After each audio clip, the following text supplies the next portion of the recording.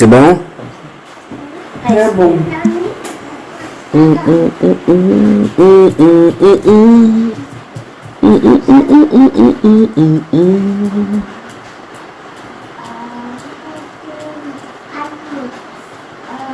On peut y aller.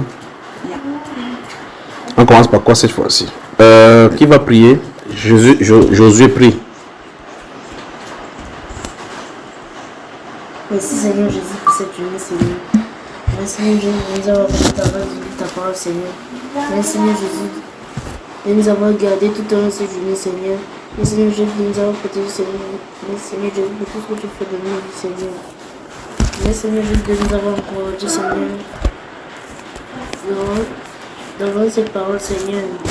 Seigneur, donne-nous de comprendre ta parole, Seigneur. Fortifie-nous davantage dans ta parole, Seigneur. Donne-nous de te connaître, Seigneur. Et Seigneur, surtout, accorde-nous ton Saint-Esprit, Seigneur. Et donne-nous des visions. Que tu as dit dans ta parole, que des visions auront des visions, Seigneur. Et des visions auront des visions, Seigneur. Nous avons besoin du Saint-Esprit, Seigneur. Nous tous qui sommes sur cette table, Seigneur. Nous, ton Fils Jésus, que tu as cette prière. Amen. Amen. Amen. C'est parce que vous entendez ce qu'il va prier. Monsieur, tu vas nous laisser travailler. Hein? Il dit quoi? Il a dit non.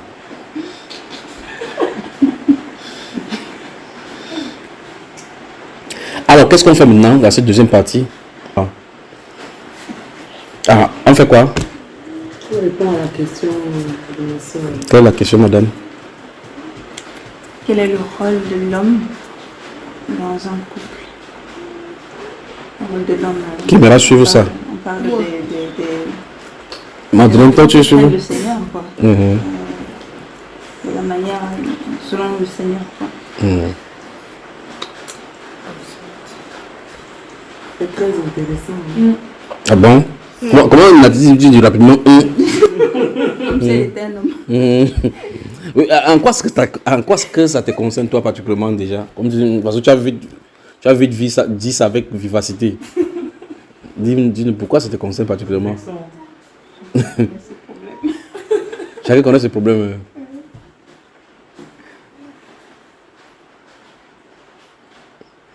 Pour expliquer ce thème, c'est pour prions. Seigneur, merci pour ce que tu fais.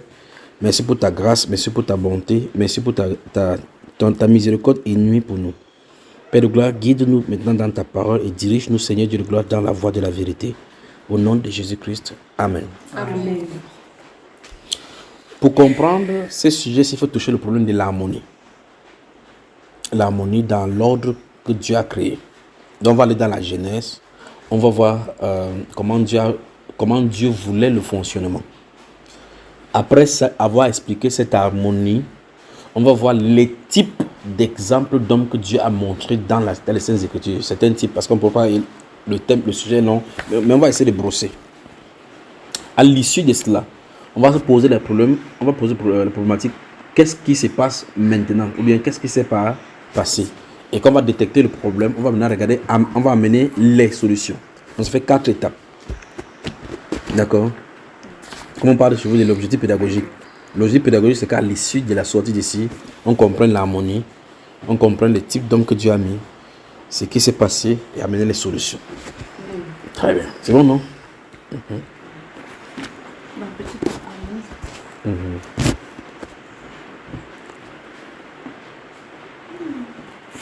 Dès que vous êtes prêts, je commence. En lisant le livre de la Genèse, on voit clairement, comme le livre de 1 Corinthiens chapitre 14 le dit, Dieu n'est pas un Dieu de désordre. Dans 1 Corinthiens chapitre 14, la Bible nous dit clairement que Dieu n'est pas un Dieu de désordre. Comme dans toutes les assemblées des saints, que les femmes se taisent, car il ne leur a pas permis d'y parler, n'est-ce pas? Dans 5 Corinthiens chapitre 14, quand la Bible déclare que Dieu n'est pas un Dieu de désordre, mais de paix, en rentrant dans la Genèse, on voit clairement comment il a mis les choses en harmonie. En commençant depuis quand il y avait la lumière et il y avait les ténèbres, comment il a parlé de la séparation, il a créé les cieux et la terre, il a séparé jour 1, jour 2, jour 3, jour 4, jour 5, jour 6. Tout ce qu'il a fait en harmonie et selon un ordre bien défini. Et à cette harmonie, il a donné des lois, des préceptes, des commandements qui sont intrinsèques à chaque race et même dans l'interaction de toutes les races. Ça veut dire quoi? Dans la race humaine, il va dire que voici comment vous allez vous multiplier. Dans l'autre race, si vous allez vous multiplier comme ça, si quelqu'un quitte comme ça pour aller là-bas, il y a une loi qui interdit cela. Il appelle ça contre nature. Ça se comprend un peu, n'est-ce pas? Alors, donc, l'harmonie est faite de telle enseigne que tout marche dans la cohésion comme Dieu avait ordonné. Regardez voir l'esprit ici. Dans cette cohésion là, si on regarde l'univers, on va voir que il a placé le grand luminaire appelé le soleil pour présider au jour. Le petit luminaire appelé lune pour présider à la nuit. Des étoiles s'en nomment pour briller dans le firmament, pour symboliser les gens qui vont venir sur la terre. Maintenant, à cela, il commence à donner maintenant les années, les mois et les jours. Celui qui a décidé de les sectionner. Au point où on voit que demain, nous sommes samedi aujourd'hui. On dit demain c'est dimanche. D'accord? Après demain, comment celui-ci se moque de moi? Ouais. Il dit demain c'est dimanche. Il dit demain c'est quand? Demain c'est dimanche. Et comment il dit demain c'est dimanche? Tu as dit aujourd'hui c'est samedi. Mais nous sommes samedi. Nous sommes samedi. C'est déjà C'est quand là la nuit, quand on passe minuit là, et que tu es encore debout, tu as comme l'impression que tu es encore l'autre jour. Et donc, quand Dieu met toutes ces choses là, les temps et autres, il dit tout sous le soleil a un temps. Tout a un temps. Donc, le phénomène temps est intrinsèque à tous les êtres vivants. Que ce soit vivant ou que ce soit pas vivant, sous le soleil, tout est limité dans le temps. Il y a une loi concernant le temps. Tu vas tourner, tu vas devoir dormir. Tout est limité ici en bas. Pourquoi? Parce que Dieu a énoncé une loi que doit se soumettre tout ce qui se passe ici-bas. Alors, tout ce qui se passe ici-bas a un début et une fin à cause de ce qui s'est passé. Donc, quand l'harmonie est ainsi prise et manifestée, Dieu, dans cette harmonie de la Genèse, place un homme. C'est là où notre sujet commence à être intéressant. Il place un homme comme un gardien de cette harmonie-là sur la terre. Ça, c'est Genèse chapitre 1, 2 et 3 qu'il veut lire maintenant, qu'il veut donner maintenant. Et quand il place l'homme dans le jardin, on dit pour le cultiver. Donc, quand on te place dans le jardin, on dit cultive. Donc, on lui a donné un ordre de faire. Et garder, donc préserver, conserver, surveiller. N'est-ce pas? Maintenant, Dieu dit que je lui ferai une aide semblable. Ça commence à nous amener donc vers notre sujet. Je lui ferai donc une aide semblable. Donc, la prééminence de l'ordre de la maison appartient à l'homme pour garder la maison, pour le cultiver, remuer, travailler la maison et le préserver. Donc, le gardien de la maison, c'est l'homme. On voit cette harmonie d'Abri. Donc, les lois de la maison, dans l'harmonie que Dieu a donnée dans la nature, et placer l'homme comme au centre de la direction de toutes ces choses-là, chez lui également, il y a un ordre à respecter. Donc, on va fonctionner de façon dichotomique petit à petit pour cerner le problème et trouver des solutions. Alors, donc au départ, Dieu fixe de l'harmonie, il y place un homme, il donne à cet homme-là son rôle dans cette harmonie. Tu dois surveiller, cultiver, veiller à ce que cette harmonie-là reste. Donc, premier rôle de l'homme, c'est de surveiller, garder et manifester son foyer, que ça reste dans la volonté de Dieu. Premier rôle. C'est le premier rôle qu'on a attribué à l'homme. On a essayé de démystifier dans la Genèse jusqu'à se trouver un premier rôle à l'homme, tel qu'attribué par Dieu. On est d'accord? C'est ce qui est écrit. À cet homme, si Dieu associe une femme, je lui ferai une aide semblable. La façon que Dieu appelle la femme montre clairement quelle est la mission de l'homme à côté de la femme et la mission de la femme à côté de l'homme. D'accord? Maintenant, regardez. Il n'est pas bon que l'homme soit seul, dit la Bible. Il n'est pas bon que l'homme soit seul. Dans le célibat, c'est un problème. Il n'est pas bon que l'homme soit seul. Je lui ferai une aide semblable. Il n'a pas dit je lui ferai une femme. Je lui ferai une aide semblable. Donc, la femme a d'abord son rôle avant d'être appelée femme. Et son rôle est lié à l'homme. Je lui ferai, à cet homme-ci, je lui ferai une aide semblable. L'Éternel fit la femme et les fait venir à l'homme, vers l'homme, pour voir comment il devait l'appeler. Donc, vous remarquez qu'on a fabriqué le rôle. La personne qui va jouer un rôle, amené, avant que l'homme lui a donné le nom de femme. On est d'accord? Très bien. L'aide à quoi au juste? À un moment, on a vu qu'il y avait une harmonie. et qu'il avait un rôle à jouer, qu'il devait faire respecter et garder le jardin dans une harmonie que Dieu lui-même a instituée. Et on dit que cette femme-ci, ou bien cet être-ci, est son aide. C'est-à-dire que cette aide-ci, elle est censée l'aider à faire quoi? À entrer dans l'harmonie et le pousser à accomplir ce pourquoi il a été appelé à faire. Jusqu'à là, ça se comprend. Donc, la femme ne vient pas avec une indépendance d'idée. Il vient pour l'accomplissement, pour la cohésion, afin que l'homme puisse entrer dans sa destinée. On peut dire donc, sans se tromper, que dans le foyer, c'est l'homme qui a la vision. C'est l'homme qui a le rôle. La femme suit avec sa vision. Tout doit se compléter sur sa vision. En se figeant sur Genèse chapitre 1, 2 et 3 déjà. Dans la maison, il n'y a pas deux visions. Comme dans un bateau, il n'y a pas deux capitaines. Parce que si quelqu'un a sa vision, et c'est là qu'on va toucher les dérives, donc on va voir effectivement que c'est ça qui cause les ruptures dans les foyers européens. La femme va dire, oh, je m'en vais comme ça. L'autre dit, non, je m'en vais comme ça. La femme dit, oh, pourtant, quand vous faites dans le code de la famille, le jour de célébration, on vous dit clairement que la femme est obligée de suivre le mari où il va. On ne dit pas que le mari est obligé de suivre la femme où il va. Dans cette harmonie, on voit clairement que c'est l'homme qui a la prééminence. Mais au fur et à mesure qu'on a disloqué, on va dire maintenant que la femme peut vivre n'importe où, parce qu'il n'y a pas de problème. Le problème de mœurs a été brisé. Mais dans le code pénal actuel, c'est dit clairement, enfin, pour ce qui est de code pénal camerounais, 213, 214, 215, qui constitue le code du mariage, le maire va vous lister là, dit que l'homme est censé pouvoir aux besoins de la famille. Vous voyez le rôle, n'est-ce pas? Il est censé pouvoir au rôle de la femme, aux besoins de la famille. Il doit garder sa femme dans la maison. Si la femme, tu dois garder. Et on va voir tout ça dans les Saintes Écritures. Et puis on va dire, la femme est obligée de suivre son mari où il va. C'est pour ça que Dieu pouvait prendre Abraham. Il dit, Abraham, quitte la maison de son père. Il commence à marcher. Il prend Sarah. On n'a pas dit, Sarah, quitte la maison de son père pour qu'Abraham te suive. On dit, Abraham, quitte la maison de ton père. D'accord?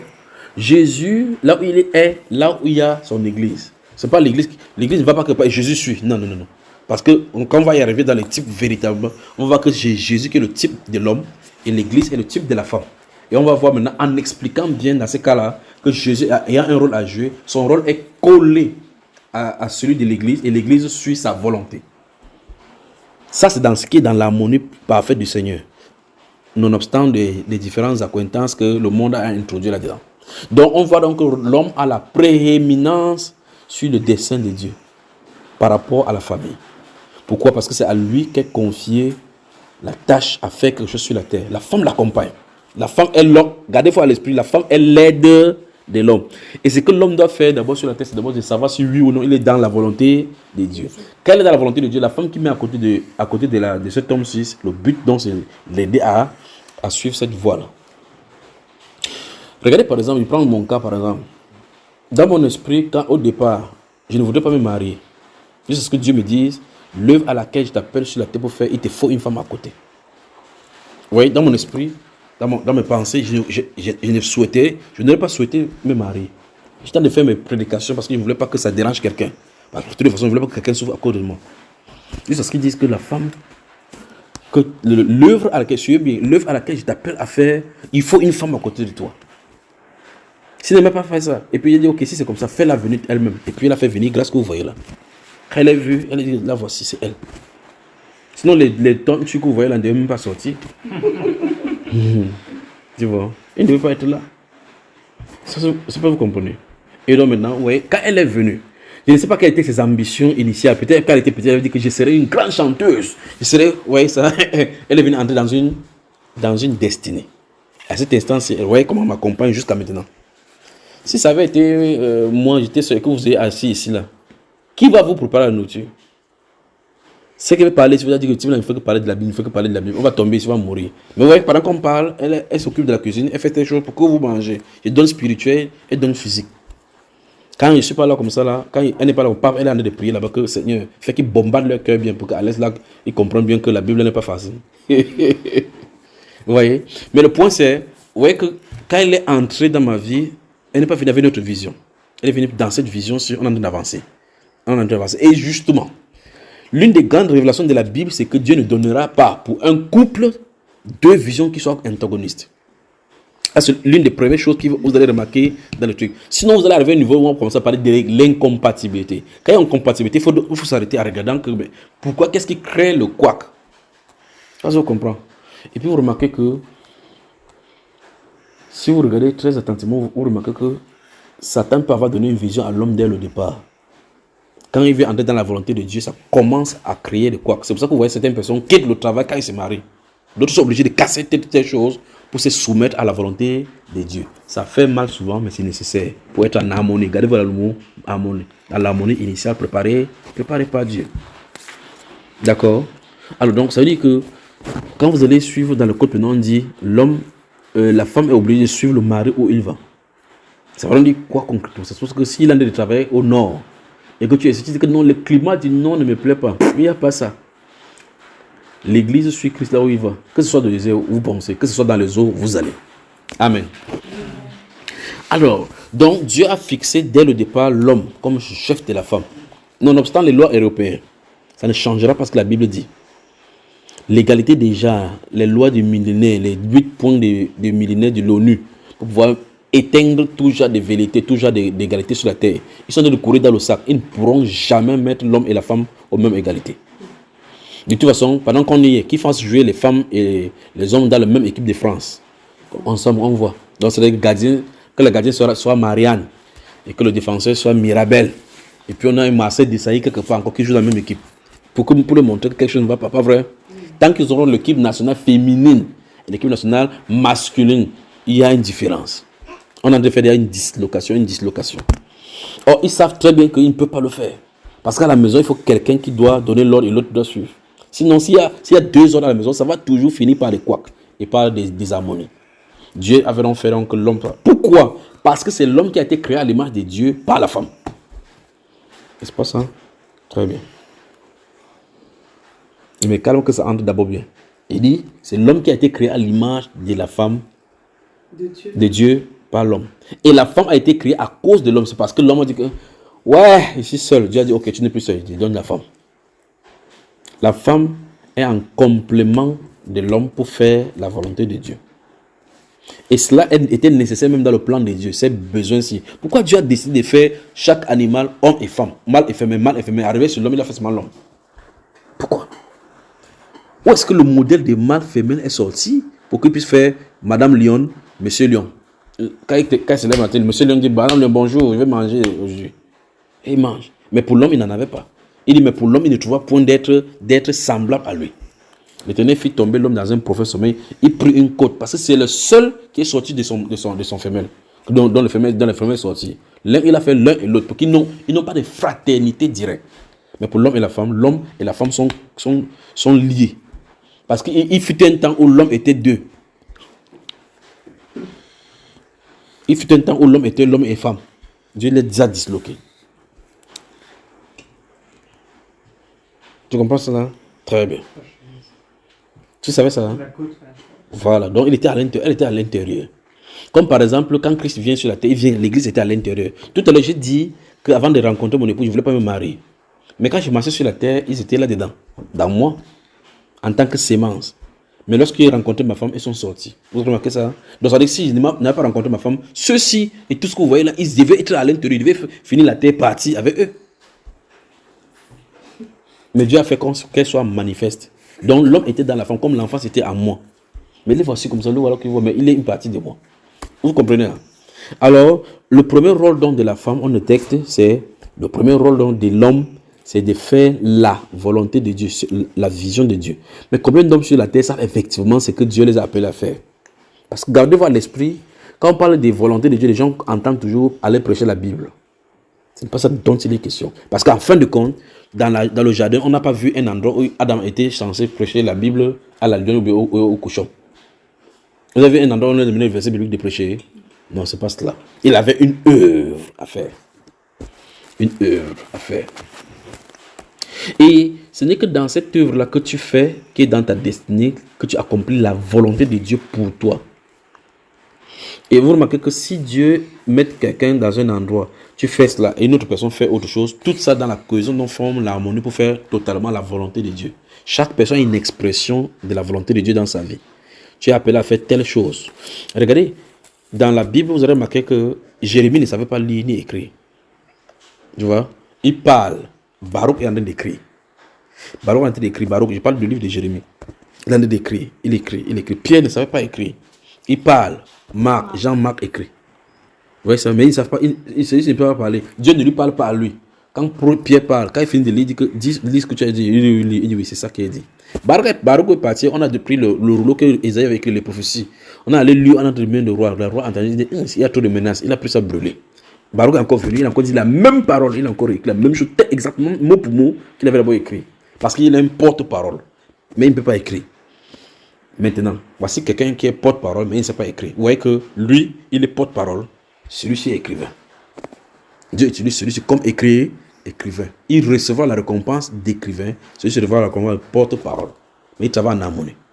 Remarquez Paul. Paul aussi est un porte-parole de Dieu. Quand il écrit les lettres, il a enchaîné. Il donne à Timothée, Sylvain, d'aller distribuer. On va les distribuer. Tu vois que tous entrent dans la course, chacun pour sa part, pour le rôle. On dit aux prophètes Jude et Silas, allez expliquer ce qu'on a dit là aux gens par rapport à la résolution. En marchant comme ça, ils sont dans la volonté de Dieu. À titre, il dit, je t'ai laissé à Crète pour que, selon mes instructions, tu établisses les anciens de l'église, dans chaque église. Quand Paul dit comme ça, à titre, va là-bas à Crète, il reste là-bas.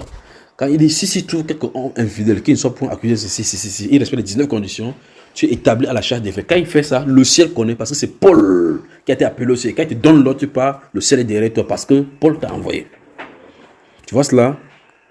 Ça se comprend. Donc, Dieu fait de telle enseigne que chaque personne a un rôle à jouer. Gardons-nous à l'esprit ce que ça nous dit. Ça nous dit que quand Dieu donne une mission, à cette mission-là est attachée donc sa volonté. Et donc, toute personne qui va marcher dans cette volonté-là, il dit par exemple que dans ta mission, tu es censé rencontrer 3 personnes qui vont t'accompagner. Ceux-ci travaillent donc pour eux dans la volonté de Dieu. Parce que dans la volonté de Dieu, c'est qu'ils soient avec toi pour t'accompagner. Jusque-là, vous avez compris, n'est-ce pas? Vous prenez le cas de la naissance de Jésus. Vous remarquez comment les personnes qui servaient Joseph à tout moment, à tout bout de champ, il y avait un âne dans lequel il fallait faire monter Marie. Quand il est arrivé, il fallait qu'il trouve une étable. Les gens sont sortis de l'Orient, les mages sont sortis de l'Orient pour venir apporter l'or, l'encens et la myrrhe pour pouvoir oindre Jésus. Ils sont venus traverser toutes les contrées pour arriver là-bas. Près de 4 mois de voyage. Ils ont marché comme ça là pour venir, pour adorer l'enfant Jésus. Chaque personne a son rôle. L'homme donc a le rôle. Et le premier rôle prééminent de l'homme, c'est maintenir la maison dans l'harmonie. Quand vous prenez transporter ça, vous allez dans l'église. On dit donc que pour que quelqu'un soit ancien de l'église, il faut qu'il dirige bien sa propre maison. Car si quelqu'un ne sait pas diriger sa maison, comment prendra-t-il soin de l'église du Seigneur? On commence à comprendre que la maison, c'est-à-dire le foyer, est le lieu par excellence de l'exercice de la volonté de Dieu pour les parents. Et donc, on pourra donc, en avançant, on met maintenant le rôle de l'enfant à l'intérieur, le rôle de la femme à l'intérieur pour que cette maison soit en harmonie. Il ne faut pas qu'elle soit accusée d'impureté, ainsi de suite. Donc, les enfants, parce qu'il y a une harmonie, il y a une éducation qu'on a apportée à l'enfant. Pour que sortant hors de là, il soit la lumière pour la société. Vous avez moi? On a vu donc la première étape, l'harmonie que Dieu a déposée, non seulement dans la nature, mais aussi dans le foyer. Vous y êtes? Très bien. Deuxième chose qu'on va voir maintenant, c'est des exemples des hommes que Dieu a mis dans la Bible concernant cela. Quel homme on peut prendre dès le départ? Quel est le premier homme qu'on peut prendre dès le départ comme modèle de mari? Abraham, Sarah. Le premier homme modèle. Adam. Prenons Adam. Prenons Adam et regardons son foyer. C'est ça, non? On va prendre Adam. On va énoncer les différentes choses que nous avons vues précédemment, les jalons que nous avons posés. Voir dans son foyer s'il a été fidèle dans l'ordre qui lui a été donné de faire. Et regardons là où la faille est arrivée et pourquoi c'est arrivé. D'accord? Et on va prendre 7 hommes de la Bible. On va prendre 7 hommes de la Bible, on va les prendre comme ça au pif et on va examiner le foyer. Et gardez-vous à l'esprit toujours, volonté de Dieu, harmonie dans le foyer. Volonté de Dieu, harmonie dans le foyer. C'est-à-dire que, volonté de Dieu, c'est-à-dire que c'est que l'homme est censé faire. Maintenant, en examinant Adam, on a vu la description de foi. La première chose qu'on a fait, c'était la description de ce qu'il est censé faire. Est-ce que Adam a été vraiment un bon mari pour sa femme? Pourquoi? Sa femme n'aurait pas péché. Elle ne nous aurait pas mis dans le problème. Donc il a laissé sa femme à l'exposer et il était même à côté quand les choses se passaient. Il a laissé sa femme pécher, pas vrai? Lui aussi, il a péché. Comment? Lui aussi, il a péché. C'est ça. Donc, maintenant, quand Dieu vient pour les voir, il dit quoi? Il dit, La femme que tu m'as donnée. il commence à fuir les responsabilités. Que c'est la femme. Or, un homme est censé faire quoi? Protéger sa femme. Donc, chaque fois, maintenant qu'on va prendre n'importe quel homme de la Bible, on va le comparer entre Christ et l'Église, qui est l'amour parfait. La relation parfaite entre l'homme et sa femme. D'accord? Maintenant, Éphésiens chapitre 5, qu'est-ce que ça dit?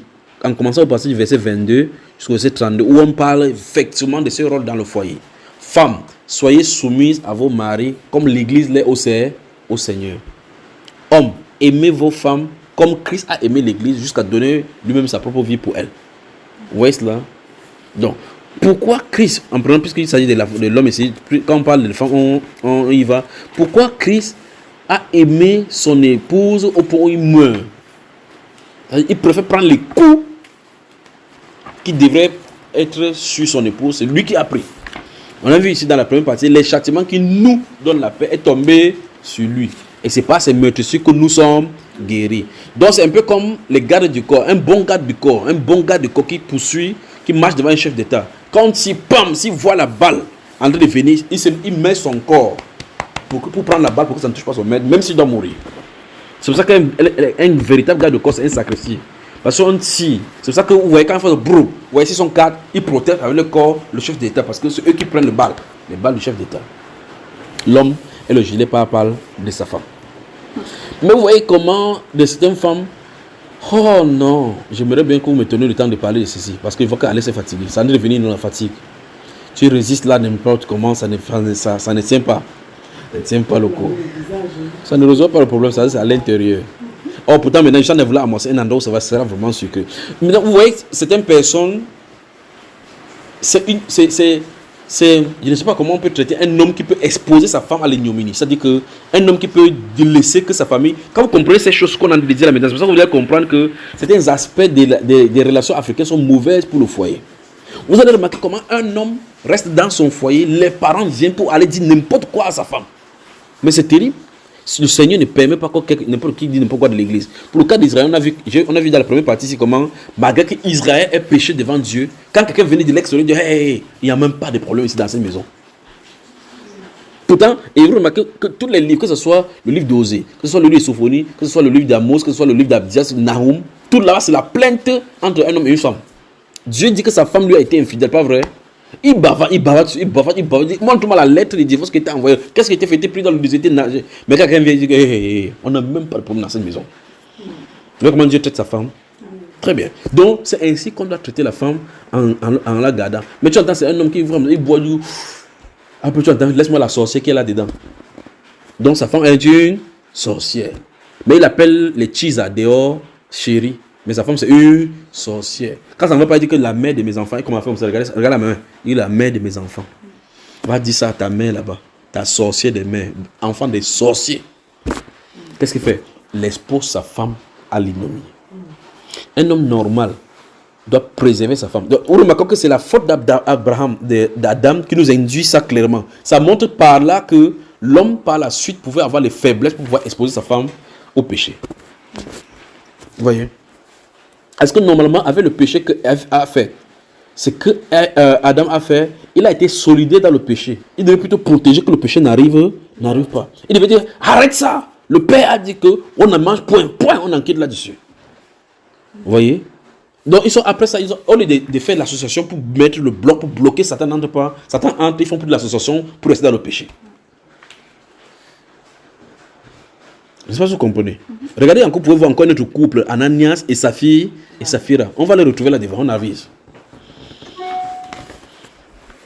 Ça, c'est la batterie, ça. Ou bien? Petite question concernant ce que tu as dit. À haute voix pour que tout entendre. Je vais poser une petite question concernant ce que tu as dit. Et si Ève avait péché, elle avait mangé le fruit. Et Adam ne mange pas. Oui, Dieu détruit automatiquement Ève. Il devait lui faire une autre semblable. C'est pour ça que l'église qui est prostituée devant Dieu, Dieu l'a détruit. L'église apostate, Dieu va détruire. C'est clairement écrit dans l'Apocalypse que l'église apostate sera mise au feu. Elle sera mise au feu. Et Dieu va continuer avec l'église qui est sainte. D'accord? Sans tache ni ride. Donc, si Adam n'était pas allé avec Ève, parce que le fait qu'ils partent ensemble, il est sous la couverture d'Adam. Si quand Ève a mangé, si avait venu à Adam, Adam a dit, je ne fais pas ça. Dieu devait la détruire automatiquement. Et s'il la détruisait, il coupait la semence du serpent. Il coupait automatiquement le serpent. La sanction devait être là entre la femme et le serpent. Le péché ne devait pas entrer dans l'humanité. Et ça, on ne devait pas connaître Jésus. On ne serait pas en train de lire la Bible. Tu ne devais pas voir Alex. Je ne devais même pas te voir. On devait rester en lui. On devait rester en lui, à l'intérieur. En qui? En Dieu. Sans jamais être manifesté. Adam, il fait quoi? Mais il dit que même Adam devait être là sur la terre comme ça, en errant comme ça, juste parce que Dieu donne une autre destinée. Mais comme il avait un film, il fallait que ça passe par là. Tu vois ça? Je sais pas, c'est Dieu qui a voulu qu'il mange la pomme. Non, c'est lui qui a fait le scénario. Il mange quelle pomme? Lui, il savait bien qu'il devait manger le fruit parce qu'il connaissait Le fruit, pas la pomme, d'accord. Il savait bien qu'il devait. Tout le monde arrive à cette question-ci. Il savait ça, non? Oui. Pourquoi elle finissez de me faire la question? Allez. Il savait qu'il devait prendre le fruit, mais Oui. pourquoi il a laissé alors? Voilà. Quand on finit de faire ça dans les, on arrive à pourquoi il a laissé. N'arrivons même pas au niveau de là où ils sont là pour pouvoir voir le fruit. Avant qu'il ne dise que l'électron, aucun atome ne soit là, il savait exactement l'événement qui devait arriver. Il savait que tu serais là en train de me poser la question aujourd'hui en faisant comme ça. Hey. Parce que la Bible déclare qu'il connaît la fin d'une chose avant même son commencement. La parole n'est même pas encore sur ma lèvre, alors qu'il connaît entièrement. Et il ne connaît pas la parole là. Il connaît que quand il va mettre quand l'année tu vas venir sur la terre, à ce moment, si tu diras telle chose, il te dira telle chose. On est dans son film, d'accord? Le scénario est écrit, les rôles sont donnés. Mais il pouvait les pardonner. Si ils sont pardonnés, ce n'est pas son film. Son film ne veut pas ça. Son film, c'est qu'il fasse comme ça pour qu'il soit sauveur. Mais pourquoi il est miséricordieux du monde, mais pas aux autres? C'est ça qui est compliqué encore. Comment quelqu'un qui est miséricordieux en même temps, il est le juste juge et il a le courroux et en même temps feu dévorant et eau glacée. Un Dieu jaloux. Il est même jaloux, c'est même son nom encore. Un Dieu, comment quelqu'un peut être en même temps amoureux et jaloux? Tu vois, ce n'est qu'en lui que tu peux avoir. On dit il est le Dieu jaloux. Toi, tu peux avoir la jalousie, mais lui, il est le Dieu. Il est jaloux. Son nom, c'est jaloux. Donc tu peux voir que monsieur est jaloux, bonjour. Il dit bonjour, mon frère. D'accord? Tu vois qu'il n'a pas l'amour, il est amour. Donc comment compatir, comment comprendre sa nature d'amour en même temps, ça me dit, comment comprendre sa nature de miséricorde avec un vase et de jugement pour l'autre. Comment la même personne qui est miséricordieux, tellement miséricordieux, va envoyer quelqu'un en enfer, qui sera en train de crier waouh, waouh, pendant qu'il a dit je t'aime ici, je t'aime ici. Et même celui-là, il l'aime jusqu'à au point où il l'envoie à l'enfer. Il aime tellement Satan que le meilleur endroit qu'il peut garder Satan, c'est en enfer. Tu vois? Donc il savait toutes ces choses-là. D'accord? Vous êtes dans un enseignement que Dieu a tout programmé. J'en ai parlé tout cela dedans. Mais pourquoi, comme il sait que tout ce que tu vas faire sur la terre, Tout est question de pourquoi rentrons toujours dans cet ordre-là. pourquoi il sait déjà ce que, mais pourquoi il ne met pas directement au ciel ou en enfer? Parce qu'il sait déjà ce qui va se passer. C'est pour ça qu'il a programmé que ça va être comme il a dit là. Il t'observe. Mais il a écrit ici, non? Il y a une nouvelle ciel qui va venir, non? Le moment venu, le nouveau ciel sera là. On va être introduit dans l'éternité. Mais tant que ce n'est pas arrivé, on fera exactement comme ça a été dit dans les Saintes Écritures. Tu sais ce qu'il a dit à te concernant? Non. Qu'il te fasse? Il t'avait dit que tu me parles bien, il te dit non. Tu dis que c'est passé, mais c'est bien passé. Tu vas passer le 7, mais il dit qu'il va te donner, c'est toujours là. Le moment venu, il va te dire. Il a dit à ta mère.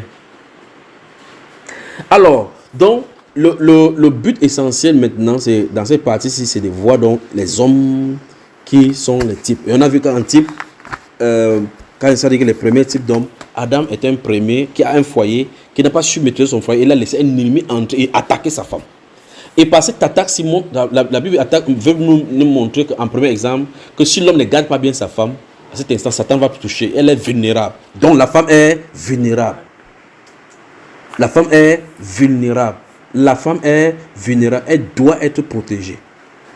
Donc, je tente de dire que vous remarquez que c'est une vérité qui sont dans les familles africaines parce que les familles africaines, on a considéré le mariage comme si les parents et les femmes et les hommes ont le droit de vie et de mort sur le foyer. En Afrique, quelqu'un peut venir comme ça, débarquer du village, venir enlever la femme qui est à la maison parce qu'elle n'accouche pas, on la met dehors avec ses choses et mettre une femme à la maison que tu dois donner l'enfant ici. Comme si le mariage c'est une lettre à la poste. Tu vois? C'est-à-dire qu'on vient, on te dit, Peut-être le mari est au travail. On vient, elle revient seulement trouver qu'on a amené une enveloppe de femmes à la maison. Que voici ta nouvelle femme. Toi, sors. Elle dit, je ne veux pas. Je ne sais pas. Je souffre. Ça fait 8 ans que je suis ici. On dit, tu vas sortir. On prend ces choses, on met dehors. Elle rentre à la maison. Il voit ses parents à la maison avec une autre femme. C'est quoi? Un homme normal dira que vous ne sortez pas. C'est l'eau bouillante qui va vous prendre. En tout cas, ils savent avec qui ils ont affaire. L'homme doit protéger sa femme. Fût-elle une pécheresse, elle doit protéger. Parce qu'en fin de compte, le cas d'Israël montre clairement que Israël c'est une femme prostituée que Dieu a de protéger. D'accord? On va s'arrêter là, on va prendre ça demain parce que ça ne passe pas. C'est bon là. Tu parles. On va aller prier. C'est bon, non? On finit avec, au moins avec les 7 personnes qu'on va prendre de la Bible. On finit avec ces exemples. Les 7 exemples de la Bible. Comme ça va nous montrer. Il va nous rester 2 parties. Même dans ce groupe, plus tard, on pourra en parler. On va prendre la 2. Qu'est-ce qui est arrivé? Quelle décadence? Pourquoi il y a ce désordre? Et puis on va adresser les solutions bibliques. C'est-à-dire qu'au foyer maintenant, qu'est-ce que la Bible dit? Comme on a vu que l'objectif était de voir ces 4 choses-là. L'harmonie, les exemples de ce qui est arrivé et puis maintenant les solutions. D'accord? Donc nous avons vu Adam. On a vu que Adam n'a pas été franc avec son foyer et il a laissé l'ennemi entrer. Grave encore pour son cas, il était conscient. Il dit pas aller au travail. On dit qu'il était à côté, il voyait. C'est quand même terrible. Deuxième personne, on va prendre Abraham. Prenons Abraham. Quand vous prenez Abraham, qu'est-ce que vous voyez par rapport au foyer d'Abraham? Oui. Qui disait aux autres rois que Sarah était sa sœur. Il était prêt à vendre même sa femme pour se protéger. On est d'accord, non? Abraham. Oui. Il était prêt à vendre sa femme. C'est ce qui est dans la Bible. Il a vu quelque part, il sent qu'il y a un danger. Il dit que, pardon, dis que tu es ma soeur. Parce que si tu ne dis pas, on va me tuer ici. On arrive là-bas dessus. Mais tout le monde est sœur. Parce que si tu admets que ta femme est sortie de toi, c'est ta soeur. Même l'église est la sœur de Jésus. D'accord? Donc, tu ne peux pas esquiver cela. C'est parce que Christ et nous sommes parentés qui peut nous sauver. L'église est sortie de la côte de Christ. Voilà. Donc Abraham a dû laisser sa femme dans un palais. Il était dehors, il était comme ça. Chaque fois. Imaginez ce qui pouvait arriver là-bas. La femme vulnérable, Abraham l'a livrée dans la nature. C'est même parce qu'il avait peur de mourir. Mais Christ ne ferait pas comme ça. Marie, aimez vos femmes comme. C'est le standard. Comme Christ a aimé l'église jusqu'à donner sa vie lui-même. Et on dit, c'est ainsi que les maris doivent, pas peuvent. Donc, par ces mots, c'est ainsi que les maris doivent aimer les femmes. Dieu élève le standard au niveau de Christ et de l'église. Oui. Les femmes ont ce même standard? Quel standard? Non, la femme n'est pas appelée à aimer son mari dans la Bible parce qu'elle l'aime naturellement. La femme est appelée à se soumettre parce que la soumission c'est un problème. Pendant que la loi d'aimer c'est du côté de l'homme. La loi de se soumettre c'est du côté parce que l'homme n'est pas appelé à se soumettre à sa femme. Ça je comprends. C'est la femme qui est appelée à se soumettre à son mari et le mari est appelé à aimer sa femme. Et c'est quand on va voir le problème de promotion, on va voir que c'est ici que le problème se passe. Parce qu'il y a un conflit d'autorité entre celui qui est censé aimer et celui qui est insoumise. Quand il y a insoumission, subitement, vous allez faire aller dans cette problématique. Donc, on va voir que quand une femme est insoumise, l'homme commence à vouloir chercher là où il y a la paix. Vous entendez quelqu'un dire que quand il rentre à la maison, quand il pense qu'il va rentrer à la maison, la tigresse qui est à la maison, là, quand il voit son image, ma tête chauffe. Mais il y a aussi des cas inverses. Mais on arrive là. C'est pour ça qu'il pousse le fait qu'il y ait la soumission. Donc, je voulais dire que la soumission est inhérente à la mission de la femme et l'amour est inhérent l'harmonie, enfin à l'appel de l'homme. Et vous allez voir que quand on va rentrer dans la Genèse, vous allez voir le pourquoi Dieu a fait cela. Parce que la femme doit se soumettre pour rester à sa place. Parce que dès le départ de la Genèse, elle n'est pas restée à sa place, elle a avancé sur un terrain qui n'était pas sûr, poum, c'est entré. Tu vois? Et à cet instant-ci, la convoitise a saisi l'homme. L'homme a commencé à voir même 2 femmes, alors que c'était l'homme et la femme. Vous voyez quelqu'un comme les miels sortent. Tu entends qu'il a Ada. Il y a une autre femme qui va dire que mes femmes. Tu sors d'où avec 2 femmes. tu sors d'où avec 2 femmes. D'accord? Donc en examinant la vie d'Abraham, le patriarche, on voit clairement qu'il est arrivé au niveau donné où même l'impatience de sa femme a fait qu'il fléchisse en tant que chef pour prendre sa servante et ça a amené le conflit dans la maison. Vous voyez? Donc ça veut dire que même s'il y a n'importe quel conflit dans la maison, la décision finale doit venir de l'homme en harmonie avec sa femme. Remarquez bien qu'à un moment donné, quand il a fini d'avoir l'enfant Ismaël, c'était tellement, la maltraitance sur Sarah était tellement grande que, parce que Sarah s'est moquée de lui, elle a dit chasse ses servantes avec sa maison. Ça a déplu à son mari. Au point où Dieu a dû intervenir pour dire, elle a raison, Sarah a raison. Parce que la femme, si, dans l'harmonie biblique, de ce que je voulais faire dans le titre, le fils de la femme esclave n'héritera pas avec la femme qui est dans la maison. Mais qu'est-ce qui est arrivé? Le désordre est entré dans son foyer, au point où il a dû aller avec... On peut prendre ça aussi, on retrouve ça au niveau de Jacob. Mais l'homme qui a le foyer harmonique, comme à la Bible, jusqu'à cette époque, il dit Isaac. Parce que c'est le type de Christ qui a été immolé, qui a été circoncis le 8e jour, qui est le type de celui qu'on doit immoler, qui est le fils bien-aimé. Regardez comment il attend. Il attend patiemment, jusqu'à ce qu'il ait... Son premier rapport sexuel, c'est à 40 ans. Vous voyez ça? Aujourd'hui, à 10 ans, il connaît toutes les techniques, les Kamasutra, il connaît tout le monde. Ah, Dieu, que Dieu nous aide. On prend donc cette âme, si on prend cela, on prend dans le foyer de David, on prend dans le foyer de Salomon, c'est grave. Vous remarquez les patriarches que nous suivons. On prend Salomon, on prend David, c'est grave. Au point où Salomon maintenant, c'est Salomon qui va comprendre tous ces principes-ci et va nous donner donc des lois concernant le foyer, concernant l'homme, concernant ceci. Que hey l'homme, fais attention avec tes yeux, ne regarde pas ceci. Regarde que ton cœur se tourne toujours vers ta femme. Et autres. Vous allez, à cet instant, on va lire Proverbe chapitre 5, Proverbe chapitre 6, Proverbe chapitre 7. On va lire Proverbe chapitre 21. Tout cela pour voir ce que Salomon a regardé dans son foyer. Il n'a pas pu s'en sortir. Et il a écrit en testament pour que les hommes puissent le faire. Les hommes bien s'éloignent du pays, comme dit la Bible. D'accord? Que le Seigneur vous bénisse. Il va aller terre à terre maintenant. Il va dire des sermons terre à terre. L'homme doit considérer que la femme n'est pas un objet. L'homme doit considérer que la femme n'est pas un sujet. L'homme doit considérer que la femme est un être semblable au même titre devant Dieu. Il se dépasse seulement par rapport à leur mission sur la terre. C'est pour ça qu'on dit que l'homme n'est point sans la femme, ni la femme sans l'homme. Et tout cela vient de Dieu. Vous voyez, le rôle. Le rôle ne donne pas que tu te surpasses. Ça donne la prééminence par rapport devant Dieu. Parce que si quelqu'un naît, il a même une seconde de vie sur toi, devant Dieu, c'est sacré. C'est seulement cela. D'accord? Parce que quand l'homme va dire, oh, sans moi tu n'es rien, sans la femme, toi-même tu ne viens pas au monde. Vous voyez, c'est ce que la Bible enseigne. Que l'homme n'est rien sans la femme n'est rien sans l'homme. Vous voyez, mais tout vient de Dieu. De telle façon que, comme la femme donne vie pour donner naissance, c'est une femme, quand tu vas bavarder n'importe comment, je suis un homme, Dieu le chef, c'est une femme qui t'a accouché. Vous comprenez cela? Donc Dieu veut quoi? Que chacun reste juste à sa place.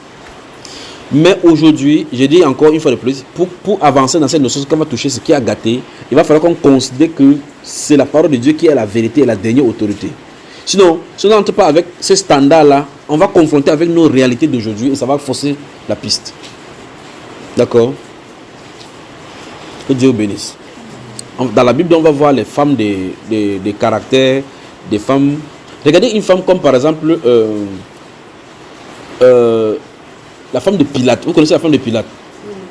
Remarquez une femme qui est une femme pieuse, qui craignait Dieu. Et que son mari est assis sur le trône en train de juger. Vous remarquez que cet homme-ci, il est appelé à être juge, il est chef d'État. Et sa femme, voici sa femme qui prie.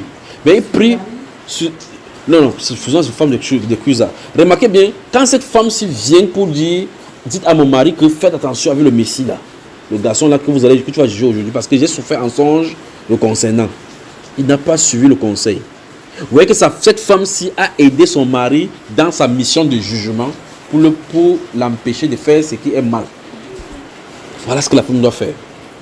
Prier pour son mari. Comment? C'était la volonté de Dieu. Que quoi? C'était la volonté de Dieu pour qu'elle fasse comme ça, pour qu'elle enseigne là-dessus maintenant. Donc, comment? C'était la volonté de Dieu qui doit mourir. C'était obligé. Mais elle ne met pas même que Dieu a quand même averti. Tout comme Dieu savait que Satan devait trahir. Tu vois, non? Il a créé quand même. Avant que Dieu ne dise que Lucifer vient en exergue, il savait que quand il va créer celui-ci, il va faire comme ça. Donc, il ne savait pas. Hein? Bon, dire alors qu'il ne savait pas, alors c'est que ce n'est plus Dieu. Parce que tu dois admettre qu'il connaît tout, qu'il sait toutes choses. Pas qu'il sait qu'il prend renseignement, il ne prend pas renseignement. D'éternité en éternité, même avant qu'aucun atome soit là, il connaît exactement qu'elle sera en train de tourner, elle sera en train de rire en regardant ce que je viens de dire. Et madame sera en train de regarder comme ça, étonnée, et elle sera en train de sourire. Oui, et tu diras, hein, il connaissait tout ça. Et tu tout seras. Donc Dieu a tout cela. Il n'y a rien qui le surprend dans ce plan. D'accord? Mais on dit que Jésus fut surpris de voir aussi grande foi. Ça c'est Jésus, c'est pas Dieu. Mais Jésus c'est Dieu. Non, c'est Jésus dans la chair, c'est pas Jésus dans Dieu. Donc, alors, il y a Jésus-Christ, homme. Dis homme. Ça ne comprenait pas. C'est ça justement, Madeleine, c'est ça pour que les gens ne comprennent pas. Ça partit cher. C'est la partie chair qui parle. Non. L'étonnement, c'est venu de la chair. C'est étonnement, c'est de votre dimension, c'est pas dans sa dimension. Dieu n'est pas étonné. Bon, dans la Genèse, dans le chapitre 6, verset 6 de Genèse, la Bible déclare que l'Éternel s'est repenti du mal, de ce qu'il avait créé l'homme sur la terre. Dieu se repent, il regrette. Hein? C'est ce qu'il écrit, on s'en tient là. Alors donc, vous remarquez que sur la terre, l'homme, si l'homme définit son rôle, il connaît. Mais tout ce qu'on a de dire là, c'est sous réserve que cet homme se connaisse Dieu. Parce que si l'homme ne connaît pas Dieu, c'est un autre paramètre là maintenant qu'il faut expliquer. Si l'homme ne connaît pas Dieu, tout ce que tu vas faire là, tu vas finir de dire, tu vas finir ton truc là, il prend ta Bible là, il tape ça au sol, que je m'en fous toi et ton Dieu là. Donc tout ce que je viens de dire là, c'est quelqu'un qui connaît Dieu. Amen. Que Dieu vous bénisse. Comment? Les autres s'en fichent aujourd'hui de Dieu. Ils ne gèrent même pas Dieu. Sur la technologie. Et puis ils vont voir. Qui va prier? Bon, j'aurais vraiment voulu déballer ces trucs-ci. Alors qu'un homme qui était fort, qui voulait ça, lui-même ça ne le laisse pas. Mais en fait,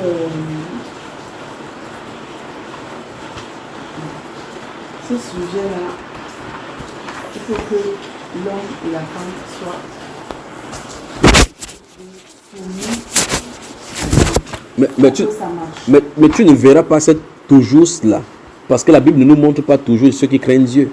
La Bible nous montre même des couples qui ne connaissaient pas Dieu dans leur vie et qui vivaient comme Dieu veut, selon le principe de Dieu. D'accord? Mais le problème, c'est que dans notre réalité maintenant, dans notre monde moderne ici, beaucoup de paramètres entrent en jeu. Non seulement l'incrédulité et autres là, le satanisme et la méchanceté des hommes fait de telle enseigne que, comme je parlais du cas de l'influence de la famille, les barrières de nos traditions font de telle enseigne que, avant d'arriver, d'autres personnes disent par exemple que je ne permets pas que cette tribu soit chez moi. Le papa de l'enfant, la femme va dire que je n'en veux pas. La maman dit que je n'en veux pas. Entre temps, ils s'aiment. Il dit que ah non, moi je ne veux pas dire pourquoi. Il est de telle tribu, il est de telle race. Qu'est-ce que ceci a à voir? Pourtant, tu regardes, si c'est la volonté de Dieu, la Bible est claire, nul ne doit se mettre, s'initier sur ce que Dieu a joint. Tu vois? Maintenant, je dis, comment faire pour que... Il y a des gens même qui invitent même leurs propres frères, même la famille, de venir tabasser sur leur femme à la maison. Est-ce que tu vois, quand la maman peut venir ou bien le papa s'asseoir, mettre la pied sur la table pour dire que va me servir. Même la femme est enceinte, même on la menace en disant que prépare. Ceux qui ne savent pas à qui ils ont affaire, si c'est à moi, vous sortirez par la fenêtre. Et ce sera la dernière fois que tu mettras les pieds là-bas. Parce que je me dois de protéger ma femme coûte que coûte. Et quand je protège, c'est au gré de ma vie, même si c'est contre mon père, même si c'est contre ma mère. C'est à ce point-là, pas vrai? Un bon homme pour son mari, un bon homme pour une femme, ne dira pas du mal de sa femme devant quelqu'un. Ne montrera pas ses faiblesses ni ses manquements à quelqu'un. Mais discutera dans la chambre en privé pour dire chérie, ici, c'est comme ça là. Mais tu verras toujours que dans l'harmonie, si tu vas dire qu'ils sont toujours heureux. Il n'y a pas de foyer sans problème. Mais c'est la manière de gérer le problème qui importe dans le foyer. Et l'homme, lui, il a la prééminence pour ça. Parce que vous remarquez que les femmes bavardent trop comme les radios-trottoirs. Ils sont prêts à s'emporter. Mais l'homme qui sait faire calmer la colère peut parler au cœur de la femme. Quand la Bible déclare que le fils de Sichem fut, il sut parler au cœur de la jeune fille. Quand elle a parlé, il a trouvé la tête de Dina. Dina a sorti chaque matin qu'elle m'avait acheté l'ail. Il était ce Sichem. Vous voyez cela? Donc ce qu'il faut faire, c'est qu'il faut que l'homme soit comme un père pour la femme dans la maison et être un résoluteur des conflits, qui soit en harmonie avec le Seigneur d'abord, et en deuxième lieu, qu'il sache qu'il a le droit de protection. C'est pour ça que vous remarquez dans la Bible, vous allez remarquer que la femme quitte la protection familiale de son père pour aller sous la protection de l'homme. On dit qu'une femme dans la maison paternelle peut s'asseoir sous la protection de son père, fera un vœu. Si elle fait un peu comment, si son père entend cela, si le jour qu'il entend, s'il ne désavoue pas ce vœu-là, le vœu lui est tenu pour responsable. Mais si le jour où son père entend le vœu qu'elle a fait, que par exemple, je dois gêner demain pour prier pour telle chose, si son père dit arrête ça, elle a le devoir de s'arrêter. On dit donc que si elle quitte dans la maison paternelle, si elle est maintenant sous l'autorité de son mari, et que son mari va au travail, par exemple, il dit que j'ai pris la résolution de faire le jeûne 3 jours, et que son mari entend que ma femme a fait 3 jours, il dit arrête ça. Tout ce que tu jeûnes là maintenant, tu as des péchés seulement. Tu comprends cela? Ça veut dire que Dieu a fait le temps que la femme soit sous l'autorité de l'homme, que la femme soit toujours gardée. Un homme donc qui fait ça, qui voit que sa femme est comme ça là, doit protéger pour la femme parce que Dieu montre clairement qu'il a placé la femme sous son autorité pour la protection. C'est un peu comme il pleut, vous mettez le parapluie, c'est pour protéger le corps. Pour que tout ce qui tombe là, vont comme ça. Tombe là, vont comme ça. L'homme est un protecteur, est un gardien de sa femme, pendant que la femme l'accompagne dans la destinée. Amen. Dans la deuxième partie, donc, on va finir les deux derniers points. C'est-à-dire, qu'est-ce qui s'est passé véritablement et quelles en sont les solutions. Donc, il faut qu'on identifie les remèdes, enfin les points qui causent des difficultés à ce que l'harmonie dans le foyer fonctionne. Parce que Satan connaît. Lisons un passage. Pardon, qu'on dit, ouf, merci Seigneur. Merci Père. 1 Pierre chapitre 3. Regardons cela. Merci Père. Ouf, vous voyez ça? Merci Père. First Peter. First Peter chapter 3.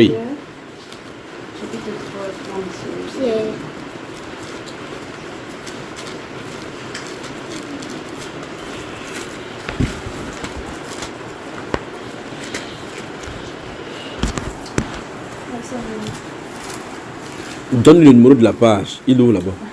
9237. 900. On n'est pas même pas sur elle qui a ça.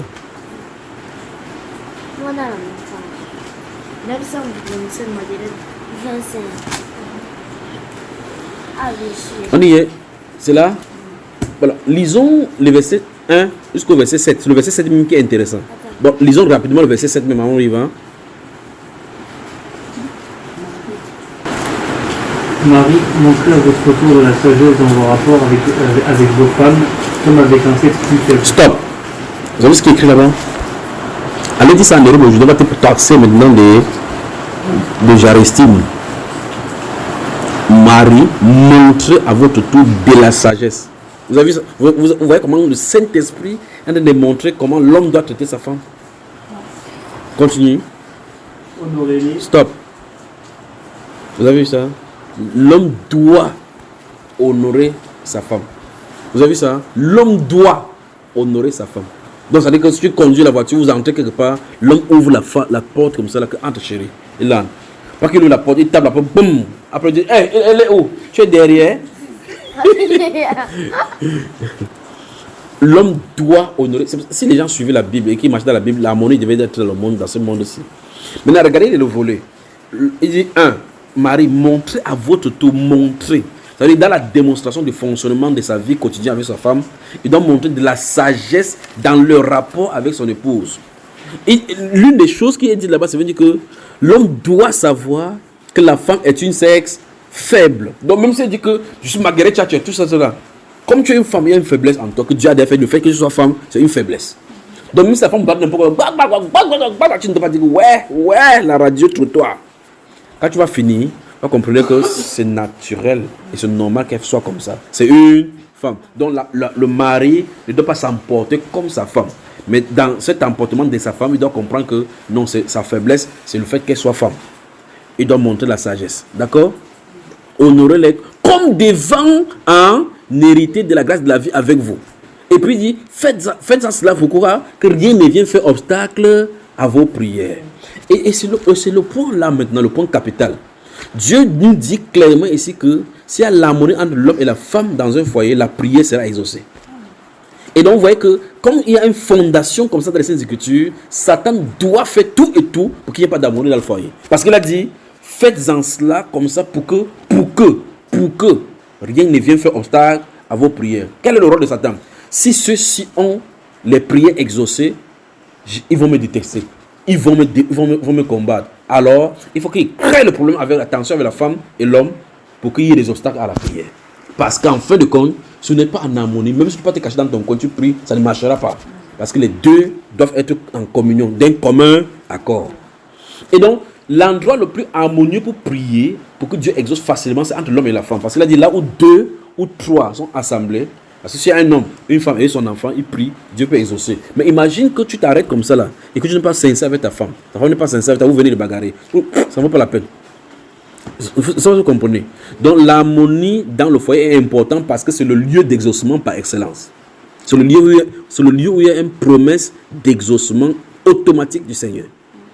Il dit faites cela afin que, vous voyez, le mari et la femme sont obligés, ont intérêt à vivre dans l'harmonie parce que leur réponse aux prières en dépend. Faites cela afin que rien ne vienne, c'est écrit non, afin que rien ne vienne faire obstacle à vos prières. L'harmonie, la quête de l'harmonie dans le foyer doit être obligatoire pour qu'il n'y ait pas de problème lorsque le couple prie. Donc, on peut donc dire, sans dire que c'est trompé, que les couples qui vivent dans le problème ont des problèmes de réponse aux prières. Et tant que vous êtes liés déjà par mariage, personne ne peut fonctionner en solitaire devant Dieu et aller s'en sortir. Vous devrez et vous serez obligés de vous entendre. Marie, montrez à votre tour de la sagesse dans vos rapports avec votre femme, comme d'un sexe faible. Où est-ce là? Donc vous devez considérer que votre femme c'est une femme sexe faible. C'est à toi d'utiliser de la sagesse. Remarquez cela. Il dit faites cela afin que rien ne vienne faire obstacle à votre prière. Il dit, regardez-vous, on dit d'abord honorez-les. Honorez-les. Honorez-les. Oui, tu voulais parler? Moi, je voulais dire pour l'harmonie, mais comment on peut être sûr qu'il y a l'harmonie? Parce qu'on peut, par exemple, il peut avoir des disputes. Oui. Comment on peut être sûr qu'il y a l'harmonie? Mais tu sais que quand il y a dispute, si tu identifies qu'il y a dispute, après il faut résoudre le problème. Oui. C'est pour ça qu'on a parlé de gérer, que le mari gère ça avec sagesse. Pour que si vous savez que vous allez aller en prière. Bon, supposons qu'il y a des harmonies dans la maison. Et que tu étais fâché, il s'est retiré. Il dit que je m'en fous de toi, il passe se coucher là-bas. Est-ce que tout à l'heure, si tu te couches de l'autre côté et que la chambre est de ce côté-ci, tu peux dire, chérie, viens, on prie avant qu'on ne se sépare. Tu peux dire ça? Hein? Non, je dis ceci. Est-ce que vous pouvez venir, supposons que vous avez pour but un projet à soumettre au Seigneur. C'est-à-dire que, prenons un sujet de prière. Vous avez un projet commun que vous êtes censé soumettre au Seigneur. Et puis là, il y a une dispute qui vous a séparé dans des incompréhensions. Vous vous séparez dans les incompréhensions. Et puis toi, tu te couches d'un côté, il se couche d'un côté. Est-ce que, comme il y a ce sujet de prière, vous allez venir dire que, chérie, prions sur ce sujet de prière sans avoir résolu le problème? Il faut d'abord résoudre le problème parce que Jésus a dit, si vous êtes debout, vous voulez offrir votre holocauste ou bien n'importe quoi. Si vous souvenez que vous avez quelque chose contre quelqu'un, laisse d'abord l'holocauste et résoudre d'abord le problème avant de venir présenter. Donc vous voyez que tout naturellement, quand vous allez vous mettre à genoux, tout naturellement, il y aura l'esprit du pardon qui va d'abord être au milieu de vos chéris. Il te demande pardon, je t'ai parlé fort tout à l'heure, laisse-moi comme ça, je me suis emporté. Laisse chérie, je te pardonne aussi. Dès que vous faites ça, c'est ôté, vous pouvez présenter ce sujet-ci. Dès qu'un problème est résolu, ça veut dire qu'il y a l'harmonie. Il y a l'harmonie, naturellement. Un problème résolu, s'il n'y a pas de problème entre vous, ou il y a l'harmonie entre vous, pourquoi il n'y a pas d'entente? D'accord? C'est pour ça qu'il faut toujours veiller, vérifier. Vous voyez, quelqu'un reste comme ça, tu parles, il ne répond pas, c'est quoi? Il y en a marre. C'est quoi, chérie? Donc, vérifiez toujours. C'est la Bible qui a raison. Et la Bible aura toujours raison. Parce que ça nous a déjà montré que voici le problème, il y aura les solutions. Voici le problème, il y a les solutions. Donc, s'il y a un endroit vedette où on est censé avoir des réponses, parce que la compagne, la personne qui accompagne ton homme, celui qu'une femme et un homme, c'est les personnes seules qui sont censées voir ta nudité. Donc, c'est quelqu'un qui te connaît. Quand il te couche avec toi, tu dors. Quand tu fais... Quand tu marches dehors, on ne sait pas que tu ronfles ou pas. C'est lui qui connaît, c'est lui qui jette tout ça à la maison. Quand tu dors dans la nuit, tu gazes, poum, c'est lui qui sait quelle est la couleur et les odeurs. Poum, poum, poum, il connaît. Tu vois, les défauts qui sont sur toi, c'est lui qui connaît, c'est la personne qui connaît. Mais quand vous allez vous coucher comme ça là, elle arrête la main, il dit, c'est... Ouais, Seigneur. Et puis là, maintenant, vous voyez que il est faible pour que tu supportes sa faiblesse. Et là où il est faible, tu es fort, c'est pour le soutenir. Pas pour le dénigrer. C'est pour cela que la femme étant une sagesse, étant un ser faible, l'homme doit la couvrir sa faiblesse par la force de l'homme que Dieu lui a donné en gérant ses humeurs par la sagesse. pour que l'harmonie règne. Et le plus grave, c'est que Dieu dit qu'il y a une promesse là-dedans. C'est-à-dire, pour que rien ne vienne faire obstacle à vos prières. Donc, si un couple comprend cette révélation-ci, que si je vis dans le désordre, ma prière n'est pas répondue, soit tu ne te maries pas, ou bien tu te maries et que chaque problème est là, tu dis Seigneur, résolvons le problème. Donc, dans un foyer, pour que vous craignez Dieu véritablement, mettez toujours d'abord les résolutions de conflits avant que le conflit ne vienne. Vous devez toujours être prêt à pardonner. Toujours être prêt à pardonner. Que quelqu'un ne dorme pas en disant que dors de ton côté. Non, non, la nuit porte conseil. Et si tu meurs dans cet état, et pendant que ton conseil était d'aller là-bas, il y avait une fille qui devait épouser ma belle celle-ci. Elle était douce et gentille. Je vais commencer à voir. Et souvent, quand ils font ça, Satan dit envoie un SMS. Et dit justement, c'est Dieu qui me répond. Quand on parle de l'eau, on voit ça qu'elle m'a écrit. Et puis, simplement, de l'autre côté, elle commence à écrire SMS. Et il part pisser maintenant, il part pisser voir le journal. Ah, tu écris à Saint-Tiche. Ça envenime encore la situation. Vous voyez le problème, n'est-ce pas? Vous voyez le problème? Bonne soirée. On va prier maintenant. Amen. Je vais souhaiter vraiment développer le thème. C'est pour ça qu'il dit que Dieu vous bénisse. C'est clair. On va prier. C'est très profond.